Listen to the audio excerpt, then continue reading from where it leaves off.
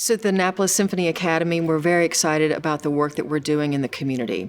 Over half of our students are from underrepresented demographics in the orchestra field, and we think that's very important for what we want to do in the community. We've spent in the last 5 years, the Annapolis Symphony Academy, through our generous donors, we've spent $275,000 funding music education for all of these students, and over half of them are in underserved communities. A prime example is the work we've done with the Robinwood community.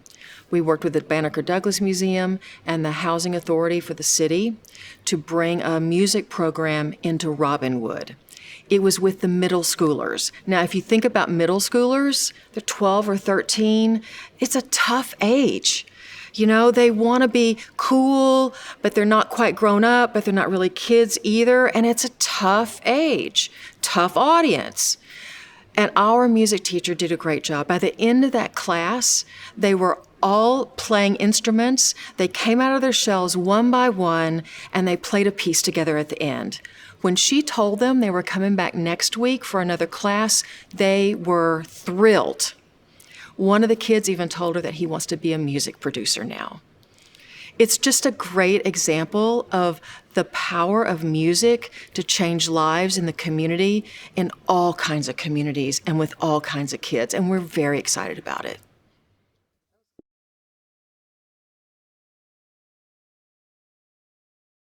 It's my pleasure to be able to moderate partnerships, the panel.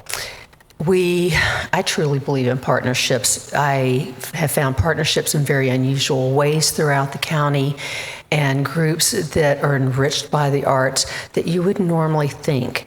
And it extends the burden of activities and being able to reach out to the public. When you have that partner, you learn so much from them. It grows your organization. There's just so many benefits. And we have 4 individuals today that are really leaders in this area that have formed partnerships for the good of the community, and I'd like to introduce them today. We have with us on the far end, Gabriel Rodriguez. He's the Executive Director for the Center of Help, the Director of Guitars for Change, and the Interim Director for Baltimore Classic Guitar Society. We have orchestra, the Guitar Society orchestra. Sorry about that.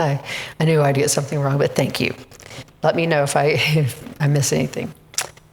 We have Ronche Clark, leads the charting careers for the city of Annapolis, and is a community impact specialist for the Bywater community and many other organizations that we've worked with her in the past. She's amazing.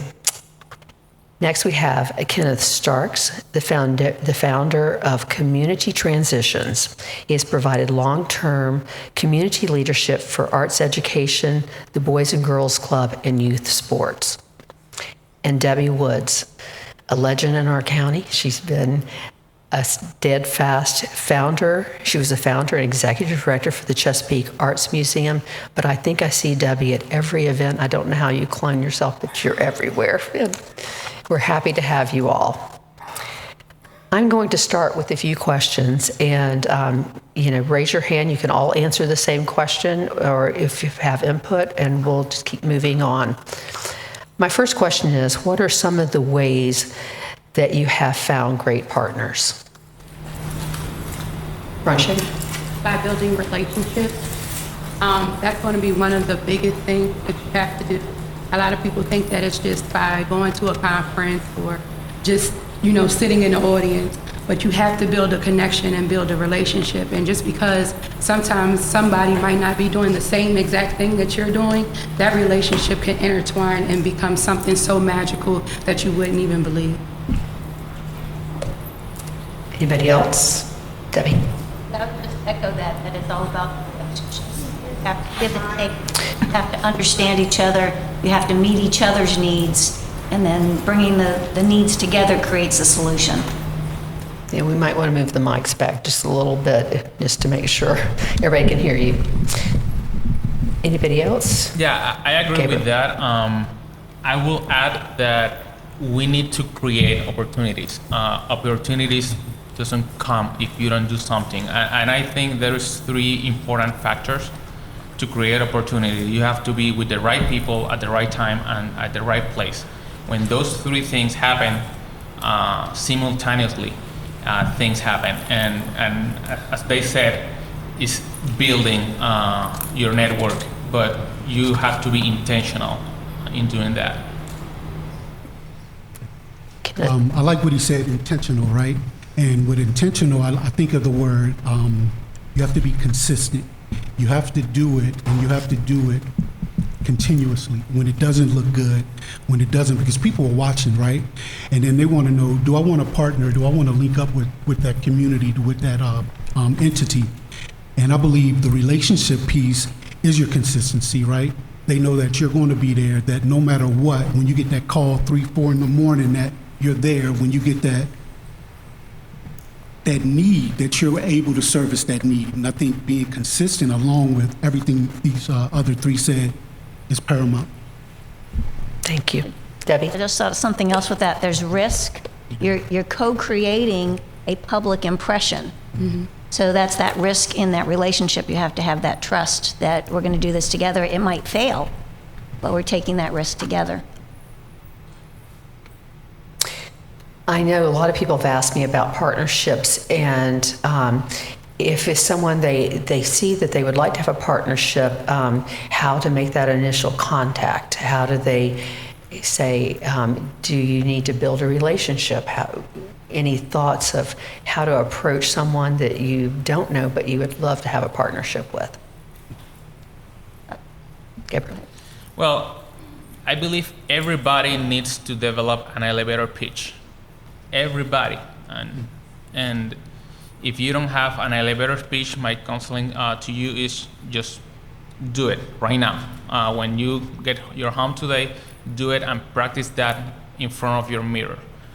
Because if you are not able to answer in 30 seconds what you do, why you, there is so many people, why you, what your product or service is, and how that benefit others.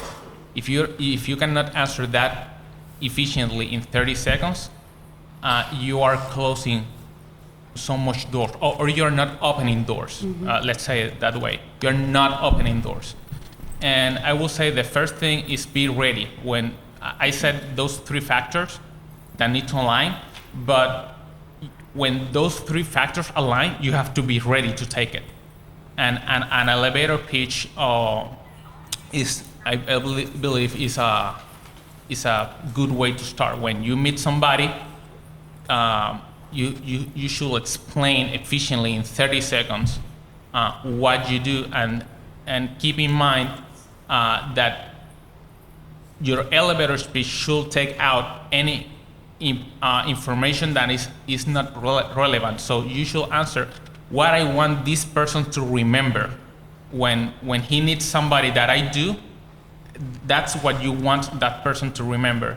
And it's just, things happen when and obviously when you are in a meeting like this, approach people, say mm-hmm. hi, shake hands, introduce yourself, and have your elevator pitch ready.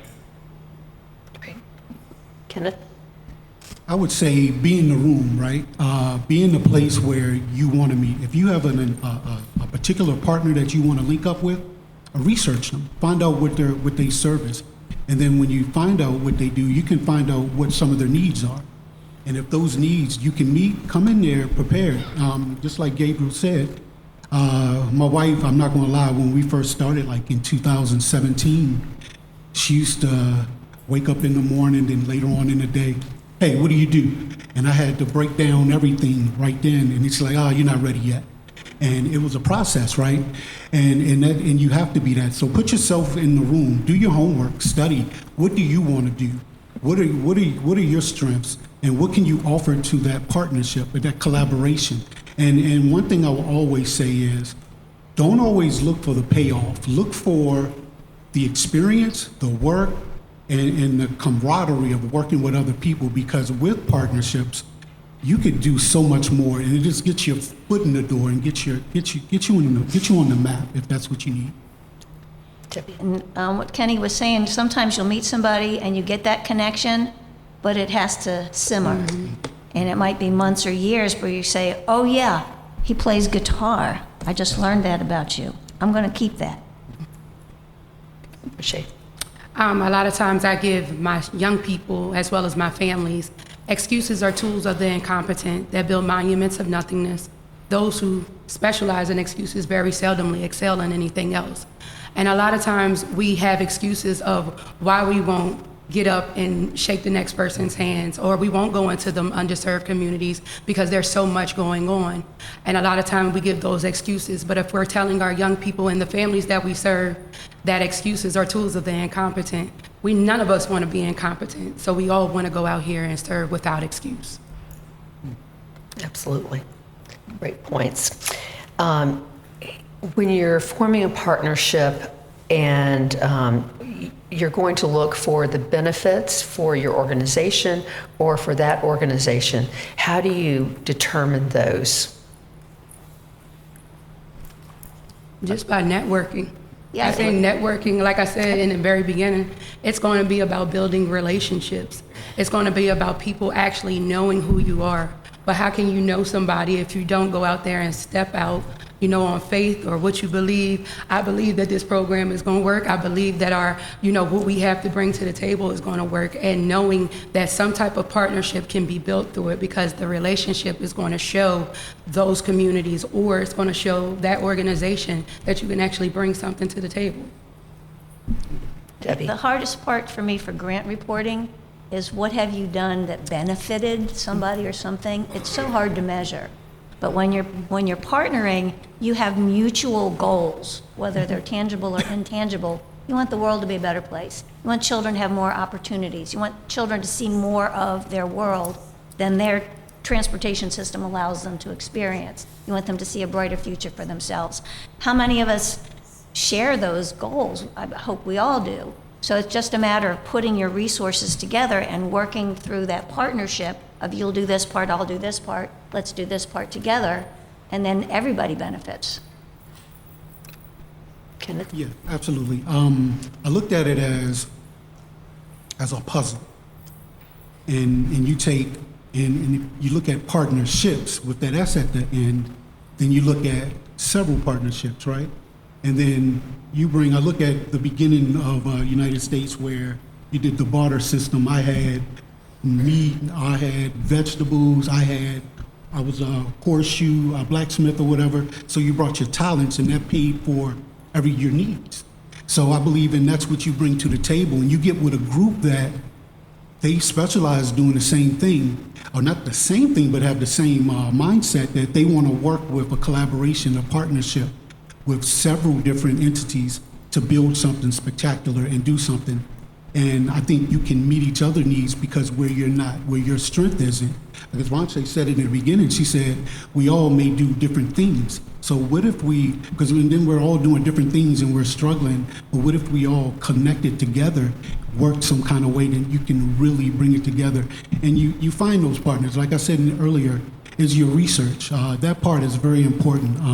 Getting out there is crucial. Having your elevator pitch is crucial, but knowing where to be. If you don't know where to be, you don't have a reason to use anything else. So know where to be, do your research, do your homework, be diligent. I heard it before, Debbie said it, you're going to fail. Not if you fail, you're going to fail. That's what it's about, right? It's about building you stronger. It's going to, and when I look at fail is not final. Fail to me is when you stop. You'll have setbacks and you'll have all of that, but keep going, because Ronce said it, like, if it's something you believe in, keep pushing, and I promise you, the partnerships will come. And that's the beauty of it. You'll be aligned with the people because your mission will lead you into those same spaces. And then what Ronce also said was, have the courage to go speak to someone. Don't be like, well, they won't respect what I do. They don't go. They can only say no. You've been said no to before, right? And if you haven't, get used to it, right? But just get used to that one yes. Just remember that you only need one yes. I had a young lady who did New York Fashion Week. She was trying to be a model. She sent 889 emails. I said, why 889? Because she said the other 888 said no. It only takes one. So just don't stop. Debbie? Kind of related, maybe it's a later question, but when Ranche was talking about, you figure out the deal, the trade, I need this, you have that, you put that together, but that's a transaction. That's not a relationship, and you can start with that, but then you build it. When my husband and I got married, his great uncle sent us a telegram. Now think of this, the morning of your wedding day. The telegram said, tolerate each other. Like, what? What? All the other things on my mind that day, tolerate each other. I give that advice to every couple that I meet that are about to get married. I think we're on 43 years, I think, this September. No, it's more than that, 45, 40, somewhere. I know we committed to each other in high school when we were 16, and that was 50 years ago. Tolerate each other. You're going to be disappointed in each other. You're going to be angry with each other. You're going to be an enemy of each other. But if you're in a relationship, you stick through that because there's good stuff there too. If I can give an example real quick. I actually work with Ms. Debbie, and we work with a lot of underserved children, and a lot of times we all understand that, they're used to like oodles and noodles and banquet dinners and certain things like that, and soul food. So we're used to a lot of salts and stuff like that. Ms. Debbie brought to the table vegan food. I think it was vegan or vegetarian. Just nutrition. Nutrition. Yes. Nutritious food. So our students was like, Miss Shay, what is this? Is this mayonnaise or what? And Miss Debbie said, no, this is mayonnaise with no sugar, no salt. And it was just something that was unreal. However, the relationship that we built, it put the kids in another mindset of, I can make this at home. I didn't even know I could do this. I didn't know I could grow cucumbers in the back of my backyard and it'd be that easy. Or it just made them look at a different obstacle that was different in front of them. And the obstacle that was in front of them was, I don't have to eat like this, but I can actually eat healthy and it actually be fun. I could create my own meal. We made banana popsicles, and it was like, now they want me to make banana popsicles all the time. And I'm finna go to Miss Debbie and go to her and let her parade my bananas. But, they enjoy that. And it was a relationship that was built just over the summertime. And now they want to go all the time. So it's something that we don't think might work for our young people, but we all have to give it a try. Give the relationships a try. I will say the first step is identifying the difference between a partnership and a relationship. You don't need to partner with everybody. Mm-hmm. I want a good relationship with everybody, but I don't want a partnership with everybody. Some partnerships are not convenient, and sometimes you can harm a relationship trying to force a bad partnership. When I said a bad partnership, and I meant a partnership that is not equally beneficial for both parties. So be sure that you both share a similar goal.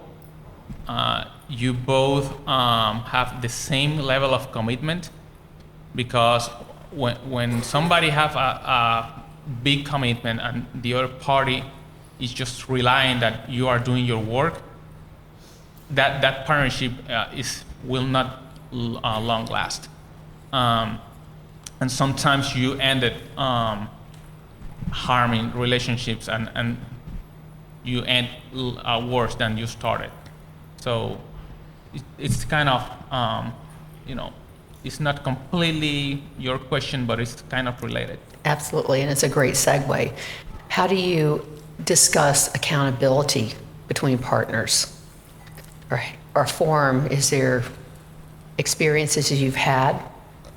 Yeah, for example, I prefer not to mention the organization, but recently I had to end a partnership at the Center of Health with an organization because they were funding half of one of my programs, and I was trying to get the funds to match the funds. But in some people's minds, that program is providing me half of funds for my staff. When I got under the leadership on the organization, I saw that different. I said, well, no, I am forced to hire a new person and fund 50% of this. It's not that they are funding 50% of one staff that I already have. So this is not really beneficial to me. Seems beneficial, but when you understand the new responsibilities you have that you will not have if you don't have this partnership, so it's then not beneficial to me. So I had to make that decision. But I think first you should measure what your new responsibilities will be. Can you hold that? Is too much for you?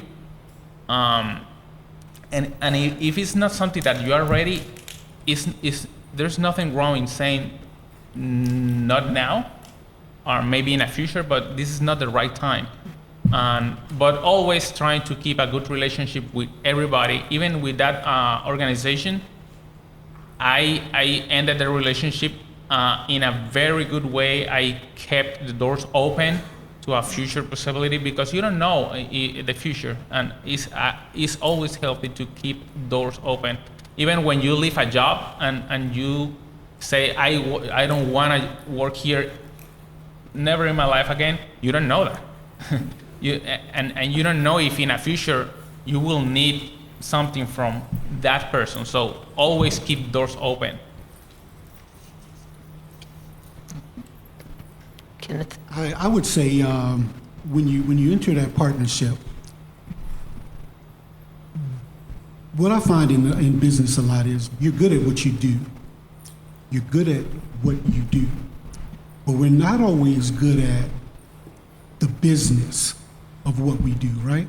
So we need to have a team around us that can write down, you bring in grant writers, you bring in attorneys, you bring in people who can write up. All you do is express your needs. I'm speaking like, this is what I do. I express my needs and my team literally writes up exactly what I need. That's their job. And then once they write that up, we present it to our potential partner with the hopes that they say yes. And then we can edit it and we can meet terms and we can sit and say, hey, is this something we could do? Can we bend here? Can we not bend here? But be clear. Clarity is everything. And operate in integrity. Let your yes be your yes and your no be your no. Be true to who you are. Be transparent to what you are, right? But have that. Know your business, like this is my talent, this is my service, this is what I do. But have people to run the business of your business. Because you could be real good at doing something, but if your business is not together, you're going to be in some bad partnerships. I want to echo what Kenny said. The communication at the beginning, sharing the common goals and who's going to do what by when, but then the check-ins. I'm having trouble with this part. Or how is that part going? Can I help you with that? Should we change that because it seems too hard to do? But having that communication along the way so that you don't get to the end and say, no, you didn't do this part. Well, you could, if you want a partnership to work, you don't wait till it's over to criticize it. You work at it along the way. Gabriel? I have something to add. Sometimes when you are thinking about if this is a good partner for me or not, you have to think, some people have ideas. And somebody can come to me and tell me I have the greatest idea in the world. I don't know how to do it, and I don't have the money to do it. Respectfully, I will say, and what's the value on the idea? Because, okay, ideas do not take anything in action. If you don't know how to do it, and you are coming to me just because I know how to do it and I have the money to do it, why I need you to do it? So it's important to understand that you want partnerships that they have not just ideas, they know how to take them in action. They are not just trying to make you do the whole work, because at the end, it doesn't work. Shay. I want to ditto off of something that you said. When you said taking action, taking action, but not take advantage of the action that's being taken place. A lot of times we can give visions to our partners. However, you allow those partnerships is exactly what it is. It's partnership. So you want to work together, you want to collaborate together, you want to bring ideas to the table together. And understanding that that action can be taken place and that we're going to all grow together as one in a partnership, because that's the way our communities are going to be able to value us. Can you all give examples of aligning your missions to find the right partners? Debbie. I have a self-serving one. I have a mission today. I got a grant from the Arts Council to do a concert. It's called the African Roots, or the African American Roots of Country Music. So I found this group called the Ebony Hillbillies. They're coming from New York, and they're saying as long as they're coming to Anne Arundel County, is there another venue that we could play that same weekend? So October 20th, is anybody interested in booking the Ebony Hillbillies? Go online, find them. And what do I get out of it? Well, I've already made a great friend with this guy who runs this group. We've had several phone conversations. So I don't know what that's going to get me in the future, but it feels really good right now. It's helping me fulfill that grant. But you might see something in your future, Linda, that could be fulfilled. I know you do family reunions. October 20th. Anyway, but that's the timeline of it. As you say, what do I need that could be more? Or what do I have that could be more? And then you look around and say, well, who has something similar that would benefit? I guess the main goal is honoring the roots of country music that are African American, and that's part of a big, big picture of elevating the value of African American culture and its African roots. Good answer? Yes, absolutely. Okay, see me. Any other examples of mission alignment? Well, in October, so I'm with you, Ms. Debbie. In October, I've actually been invited to go to Kenya, to Africa. We actually are going to be taking the whiz that we actually produce down here in the city of Annapolis, and we'll be taking it over to Africa to teach the young people over there, as well as our women's conferences, teaching them the arts of it and the basics of what those joys are. Because if anybody knows the whiz, does anybody know the whiz? Raise your hand. All right, I got a lot of people who know the whiz. Oh, okay. So it's very colorful, it's very joyous, it's very soulful, and that's what we want to bring to the city of Nairobi over there, and just bring that color. And our kids here, be here at the Art Council, as well as in the city of Annapolis, will be giving us little pieces of cloth so that we can build a quilt. And we're going to actually place it into one of the orphanages that we'll be building over there on this mission trip. So that's what I'm here.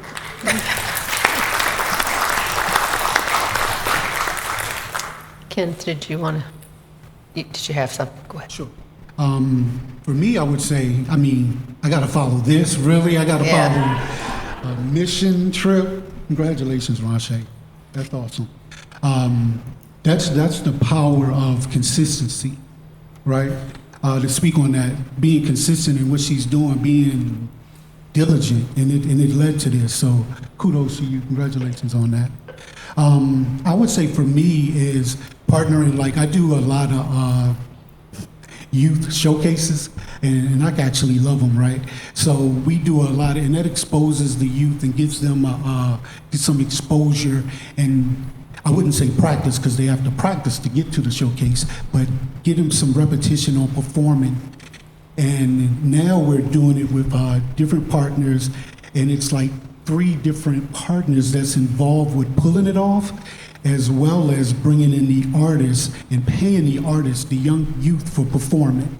So it's really a great piece of letting them experience not just, oh, won't you come and perform on stage, but letting you and being introduced to the business. And then what the partnership also does is it allows them to take classes on developing that business. So they learn show business. So they go learn how to do whatever their talent is, and then they'll be introduced to a business plan, so they'll be able to finance their dreams also.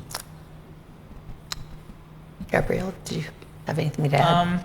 Well, I believe that obviously the mission is your goal, is what, everything, every action you do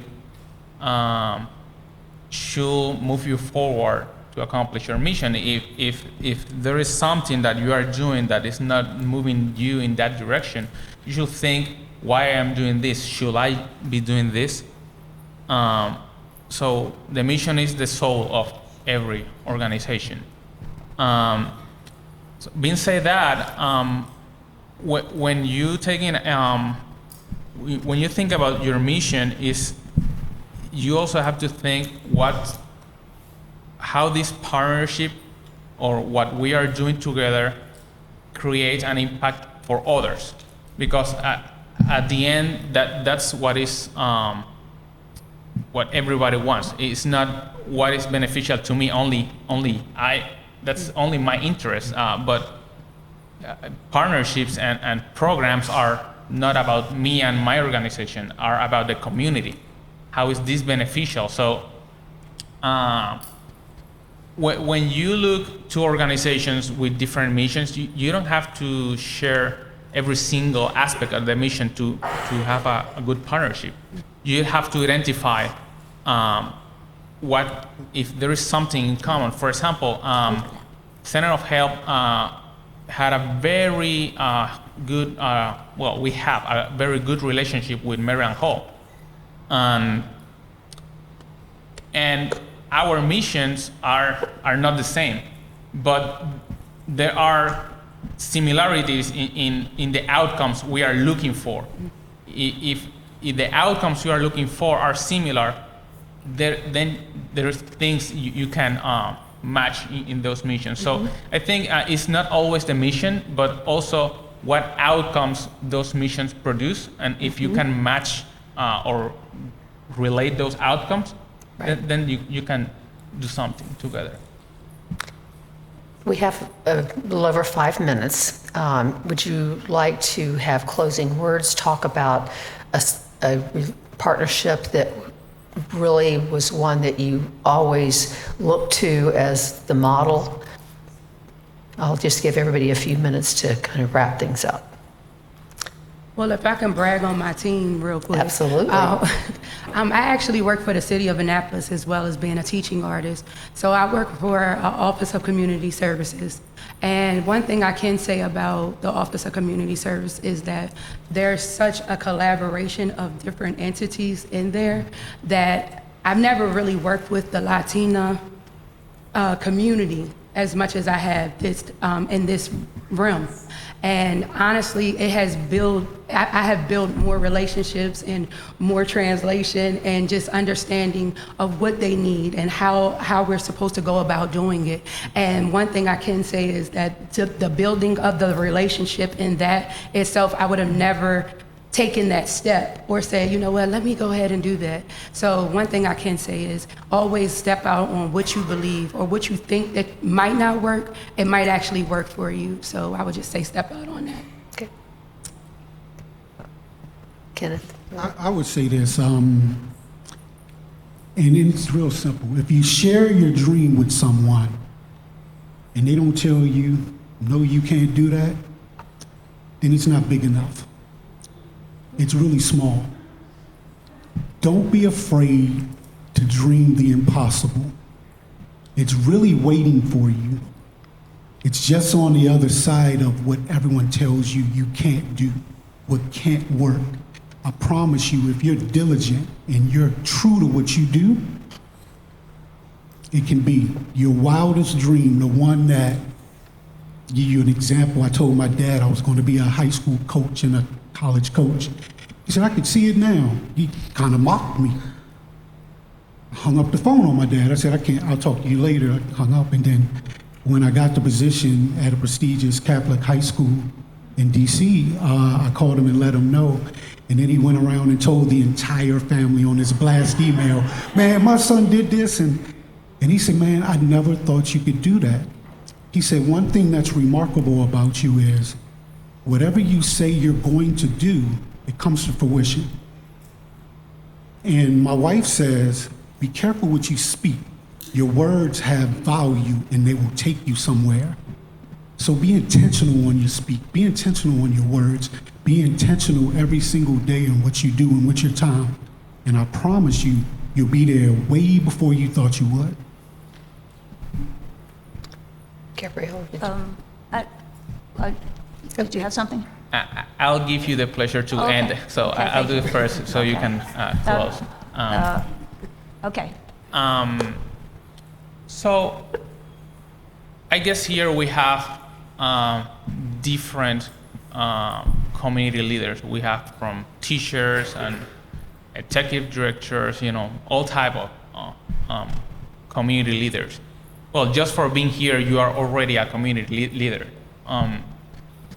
And I will say, think about partnerships in different levels. You can partner with your coworker to create partnerships are just about creating an impact.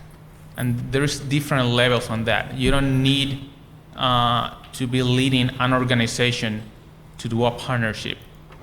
You just need a strong desire to creating an impact and work together with somebody.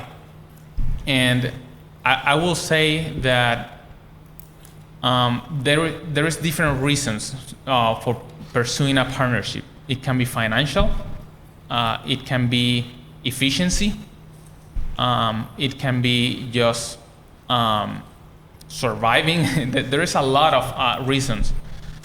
So be sure that you share the same reasons with the other person, and keep in mind that alone, you cannot create the same level of impact that working with others. And there is so many layers on this, but we are not, as a society, we are not designed to work alone. Debbie? I forget what the question was, but it pulled a bunch of things together for me. I've been part of the Kunta Kinte Festival for 31 years, I think. And I call it my annual trip to Africa without shots. And I just love it. The music, the dancing, the aromas. If I have money, I treat myself. I got these pants last year. But maybe 15, maybe even 20 years ago, I thought, where's our Latin festival? Where's our celebration of Hispanic heritage? Why don't we have something as big as this for the community of Latin American immigrants? And little by little, there were events. And I tried one. I wouldn't say it was a failure, because I got to work with people and met some artists, and it was okay, but nowhere as big as I thought it could be. And then we started with the city of Annapolis, Laura Gutierrez, and the Hispanic Festival now is huge for the Day of the Dead at Maryland Hall. So coming up, October 28th, I think, Saturday. But I now have an annual trip to Mexico. So if you haven't been, you should come. But anyway, if you dream it, it doesn't mean that you're necessarily going to be the only person to execute it. You have to develop these partnerships. I do what I think is a little part for the Day of the Dead, just like with the Kunta Kinte Festival. I do children's activities. But let me tell you, if you don't have children's activities, you can have some grumpy adults because the children will be whining. So it's an integral but small part of the Day of the Dead event is the crafts that we bring from the Children's Museum. I'd like to thank this fabulous panel. They make it easy, make it easy. And during the break, please, pick their brain, talk to them. They'll be here for the day. Thank you so much.